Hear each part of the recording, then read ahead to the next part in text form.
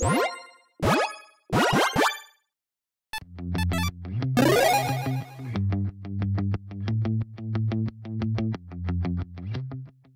everyone, Mitch coming in for the Commander's Core Studio. Welcome to the show. Really quick, if you haven't seen my most recent episode on Root Path Purifier, make sure you check it out at some point because, yeah, this one gives a whole new meaning to basic lands. But don't leave just yet because on this episode, I'm going to be talking about a brand new commander with a brand new turn 1 win. So, for turn 1 wins, blame Eddie, and everything else, blame Eddie. And if I make any mistakes, blame Eddie. Now, let's jump into it.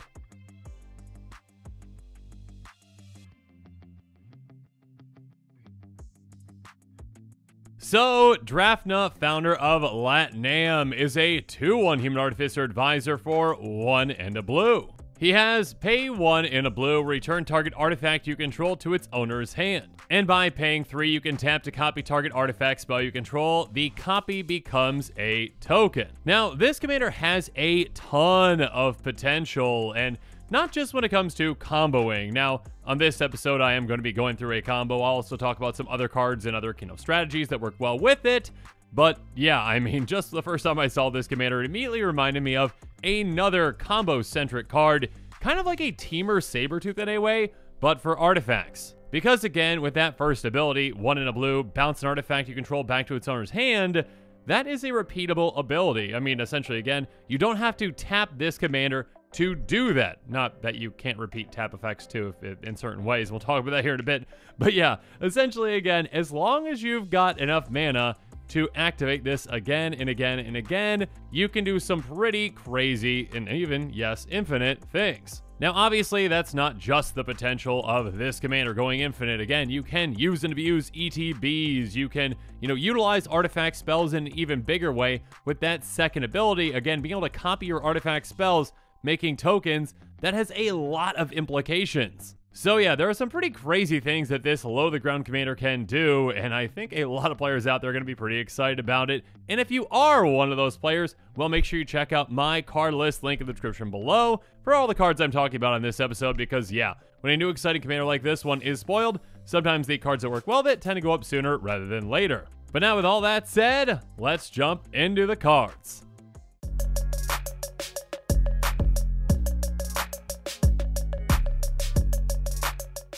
Now, this combo can be done in a few different ways, but let's just go through one simple way, and the simplest way to get a commander out that is low to the ground and 1 color is, well, Jeweled Lotus. Jeweled Lotus is an artifact for 0 that has tap, sacrifice Jeweled Lotus, add 3 mana of any 1 color, spend this mana only to cast your commander. So this is kind of like a Black Lotus, but obviously much more specific. You can only utilize that mana for your commander, and in this case, again, yeah, we're going to utilize 2 of that mana, 2 blue, essentially, to cast our commander, and the other one is just going to go unused, because, yeah, we cannot use that other mana that we have for anything other than our commander, and we just need to cast our commander once to get this combo started. So, after we get our commander out with this, well, what's next? Next up, we're going to utilize some incredible mana sources early, like Ancient Tomb, Mana Crypt, and Mana Vault. Ancient Tomb is a land that can tap for 2, but it deals 2 damage to us. But again, seeing as we are working to combo on turn 1, 2 damage is absolutely nothing to us. I mean, yeah, we can go down to 38. Sure, no big deal at all. So with that tapped, we have 2, and that is our only land for the turn. Obviously, since, it's our land drop, but I mean, I guess we could have other ways to get lands into play. You know what I mean? Anyways, it's our land for the turn.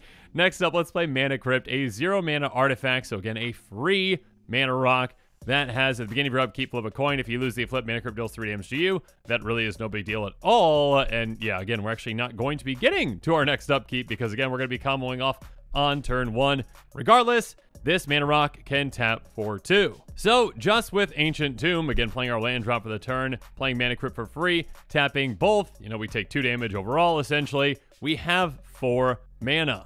And with 1 of our mana, we're going to cast Mana Vault. So we are going down to 3 mana. Now, Mana Vault does it untap during untap step. At the beginning of our upkeep, we can pay 4 if we do untap Mana Vault. And at the beginning of our draw step, if Mana Vault is tapped, deals 1 damage to us. Now again, we are comboing off on this first turn. We are comboing off on turn 1, so it does not matter. We are not getting to our next upkeep. We are not getting to our next draw step. That is not going to be happening. So yeah, all we care about essentially is this is a mana rock that costs 1, and it can tap to add 3. And we are going to be doing just that. So again, we have tapped Ancient Tomb, we have tapped Mana Crypt, we have cast Mana Vault going down to 3 mana, we've tapped for 3 more mana, now we are at 6 mana in total, with our commander in play as well, I should mention. But we are not quite at the amount of mana that we need just yet. So to get to that last mana that we need to get to 7 mana in total, so yeah, we were just 1 off, we are actually going to be casting another part of this combo, Manifold Key. So we're going to be going from 6 mana down to 5 by casting this, and Manifold Key can do 2 things, one of which we really care about. Pay 1, tap, untap another target artifact. Pay 3, tap, target creature can't be blocked this turn. We really care about that second one. Just kidding. Yeah, okay, I mean, that's nice and all, but what we care about is being able to untap target artifact. So again, by casting this, we are down to 5 mana. We are going to be going down to 4, though, and utilize that mana to actually untap another target artifact by tapping this, and that artifact that we're going to untap is, again, that Mana Vault, which does tap for 3. So, going from 4 mana, we tap our Mana Vault that we just untapped with this, and now we are at 7 mana, and that is the exact amount of mana that we need for another key piece of our combo. And that card would be Chromatic Orrery, a legendary artifact that costs 7, and it says you may spend mana as though mana of any color. On top of that, this taps for 5 mana, and yeah, I mean, that would be colorless mana, but again, it does say you can spend mana as though mana of any color, so we can essentially utilize that mana as though, you know, it were blue or any other color, you know, most likely blue, obviously, since we are in blue. Regardless, it also has pay 5, tap, draw a card for each color among permanents you control, which also is gonna come into play. So again, after casting this, we are at exactly 0 mana in our mana pool. We've got this in play, as well as, well, everything else that we've talked about so far, except for, well, Jeweled Lotus, which we sacrificed. Now, what is next? Well, next is, well, we combo, because we've got our 3 combo pieces in play that we need with Manifold Key, Chromatic Orrery, and Drafna, founder of Lat-Nam. Our first step is going to be to tap the Chromatic Orrery for 5 mana, and again, we can spend that mana as though mana of any color, so sure, we're going to be spending it as blue, essentially. I mean, for one piece of this anyways.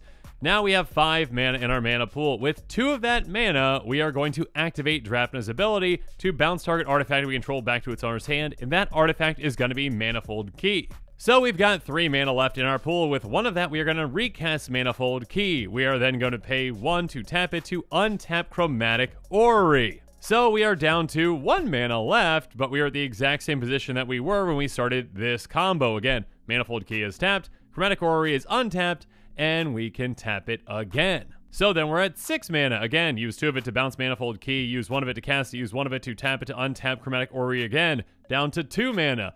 Essentially, we can just keep doing this again and again and again. Every single time, we are going to be netting 1 mana. So yeah, with that, we have generated infinite mana. Now, infinite mana doesn't actually just win us the game, obviously, but what we can do is then, since we have infinite mana and we can infinitely bounce Manifold Key, well, we can tap Chromatic Orrery for its other ability as many times as we want to. Which again is pay 5, and that number really doesn't matter at all, again with infinite mana. Tap, draw a card for each color among permanents you control. Which of course is 1 because Drafna is blue, and that is it. We are going to be drawing 1 card as many times as we want, so again, we could essentially draw our entire library if we want to. And of course, with essentially infinite mana and, you know, as much card draw as we need, or, you know, basically drawing our entire deck if we want to, we can obviously win the game quite easily from there in a multitude of ways.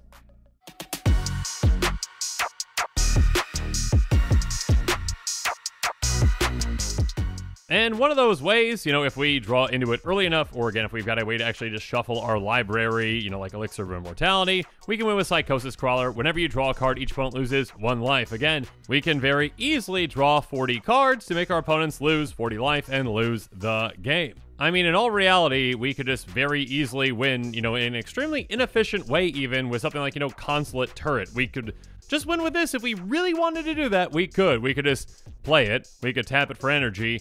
We could then, you know, bounce it back to our hand. We could then play it again, tap it for energy, generate essentially an infinite amount of energy, doing this over and over and over again, and then, yeah, just replay it, and then just tap it, pay 3 energy to deal 2 damage to target player. Now, are there much easier ways to do this? Yes. Would it be kind of funny to take your opponents out with this terrible card? Absolutely. Now, another way to potentially take your opponents out, though, could be with, a Codex Shredder. There are plenty of ways to do this because, yeah, again, you can just keep replaying, you keep bouncing, keep untapping. You can do essentially any number of things. Once your initial combo goes off and you've got access to, again, your whole library and you've got access to, all your mana. Codex Shredder, tap, target player mills a card. You can mill every other player down to no cards left. And, they're just going to go to their upkeep, then draw, and they're going to lose. Now, obviously, that one's not, an automatic win right away. So, yeah, maybe just to put your opponents out of their misery, go with a Consulate Turret or something else. Obviously, there's even more, easier ones to do that, like a Scepter, or I can't remember what the thing's called. There's a Wand of something where you just ping someone for one. There are easier ways to take players out. Or, yeah, sure, just Thassa's Oracle. You drew your entire library. Great. Also, keep in mind that with this combo, there are other pieces that can be worked in instead. Manifold Key is basically just, Voltaic Key, essentially an artifact for one. It has pay one, tap, untap target artifact.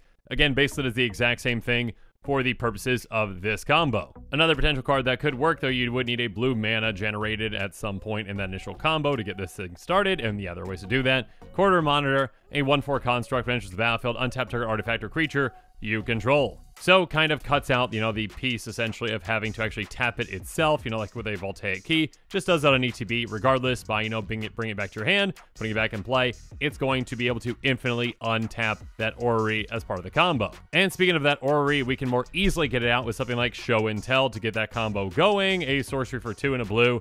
Each player may put an artifact, creature, enchantment, or land card from their hand onto the battlefield. So still, Jeweled Lotus, get your commander out, something like an island, and then also like a Mana Crypt to pay for Show and Tell. Get the orrery out right there. Then start your combo by getting the Voltaic Key out, untapping it, and infinitely bouncing, generating infinite mana, drawing your deck, etc., etc., etc. Now, Show and Tell obviously is slightly riskier in that each player may put an artifact, creature, enchantment, or land card from their hand on the battlefield. So maybe if they've got something that can, destroy an artifact, essentially, that they can get into play, that obviously could, stop your combo. Just something to consider. But again, like I mentioned before, you do not have to combo with this commander. There are a ton of other powerful things that you can do with it.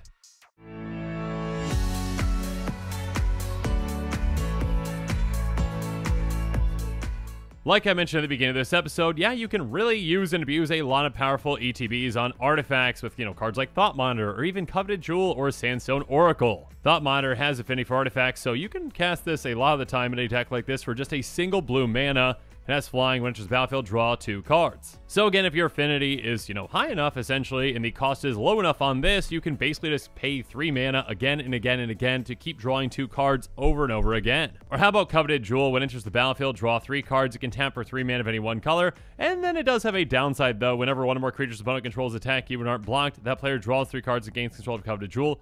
Untap it. Now, with this, you essentially never have to give this up, though, because, well, what you can do, again, is just simply play this, draw your 3 cards, tap it for 3 blue, bounce it back to your hand with 2 of that blue, and you've got 1 blue left over. So again, in a weird roundabout way, this is kind of like, hey, draw 3 cards for 3 mana. Or potentially drawing even more cards, though Sandstone Oracle has. When it enters the battlefield, choose an opponent. If that player has more cards in hand than you, draw cards equal to the difference. So yeah, this can draw you a massive amount of cards potentially, and again, being able to bounce it back to your hand after, you've emptied your hand again, you can just keep drawing a ton of cards if opponents have a good amount of cards in their hand. And of course, outside of drawing cards, there are other great ETBs you can utilize, like, maybe Imposter Mech or Mere Battlesphere. Imposter Mech has, you're going to have enter the battlefield as a copy of a creature an opponent controls, except as a vehicle artifact with crew 3, and it loses all other card types. So this is kind of like a clone that becomes like a vehicle version of the creature. And yeah, being able to essentially switch this out and change it into a different creature can be very impactful. So once you are done kind of utilizing it as that creature, just pay 2, with your commander, bounce it back to your hand, put it back into play, make it into a better creature. Or, yes, of course, Mere Battlesphere, a very well-known ETB and commander. When it enters the battlefield, create 4 1/1 Mere creature tokens. So, of course, you can make a ton of Mere with this. Getting into play, bouncing it back, getting it back into play. Now, obviously, that is very mana-intensive, but as I've illustrated, yeah, of course, in an artifact-centric deck, there are plenty of ways to generate a lot of mana and to really take advantage of all those Mere. And speaking of taking advantage of mirrors, well, okay, mirror works. Okay, bad joke. Anyways, whenever a non-token artifact enters the battlefield under your control, you may pay 2. If you do, create a token that's a copy of that artifact. So this one can help you really use and abuse ETBs even further. Again, bounce an artifact back to your hand that you want to utilize again for its ETB. play it. It's going to come into play, and then you pay 2 to essentially just copy it, get an extra token copy. Yeah, you can get a lot of value out of this throughout the game, especially, again, if you are working on an ETB-centric deck. And if you are going to be ETB-centric, Panharmonicon, yeah, a fantastic artifact. If an artifact or creature enters the battlefield causes a triggered ability of a permanent you control to trigger, that ability triggers additional time. So, yeah, I mean, on top of being able to bounce artifacts back to your hand, again, keep in mind that, again, your commander can, like Mirrorworks, kind of create a token copy of an artifact spell. So just think about getting a second copy of this and then getting second copies of other things into play while you have 2 copies of Panharmonicon. And all those ETBs, yeah, have fun with all of that, the stack and the math and the fun times.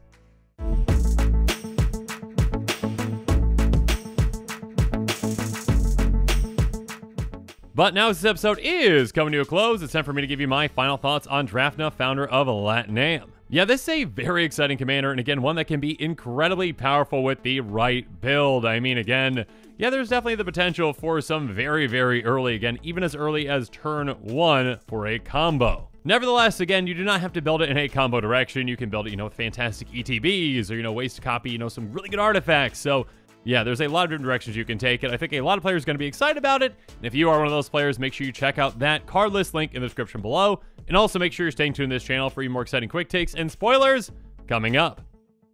And with that, the show is coming to a close, so it's my turn to hear from you. So in the comments below, let me know what your thoughts on this episode are. And as always, thanks again and have a good one. This show and episodes like this one are possible thanks to viewers like you. If you're looking for an easy way to help support this show, make sure that you like, share, and subscribe. Also, hit that bell notification icon so you don't miss any new episodes. You can also go check out our playmats and other merchandise at thecommandersquarters.com. We also have a ton of brand new t-shirt designs in stock, so make sure you check out those as well. Another easy way to support this show is with our TCG player affiliate links. So whether you're buying a deck or individual cards, you can use this general link right here or one in the description. And the final way that you can support this show is by supporting us directly by becoming a patron. There are many benefits to being a patron, and I truly couldn't do this without all of their support.